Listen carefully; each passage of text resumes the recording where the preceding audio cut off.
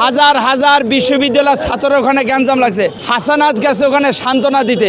এই মিয়া, তুমি তো এতদিন মিয়া তোমার 150টার গেঞ্জি ছিল তোমার গাড়ির ভিতরে। 5ই আগস্টের পরে আপনারা জানেন ছাত্র আন্দোলনের মাধ্যমে তারা স্বাধীনতা একটা নাম দিছে, যে দেশ স্বাধীন হয়েছে।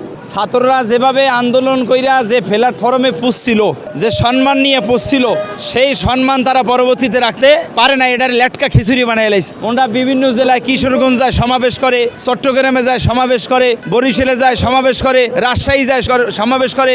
এই যে হাজার হাজার লক্ষ লক্ষ টাকা দিয়ে সমন্বয়ের যারা আছে বিভিন্ন জায়গায় সমাবেশ করে, এই টাকাগুলো কোথায় পাইল এটা জাতি জানতে চায় না। প্রথম ধাক্কায় যেভাবে আন্দোলন নিয়ে তারা একটা জায়গায় পুষছিল, সেই সম্মানী জায়গায় তারা নাই। বিভিন্ন স্টুপিজেও তারা সমন্বয়ে যারা আছে সাদাবাজি করছে। বিভিন্ন মাস্টার বিভিন্ন শিক্ষকের সাথে তারা অভদ্র ভাষায় কথা বলছে।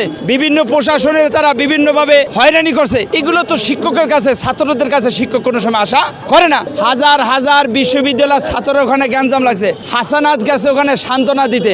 এই মিয়া, তুমি তো এতদিন মিয়া তোমার 150টার গেঞ্জি ছিল তোমার গাড়ির ভিতরে। এটা বাংলার মানুষ দেখছে।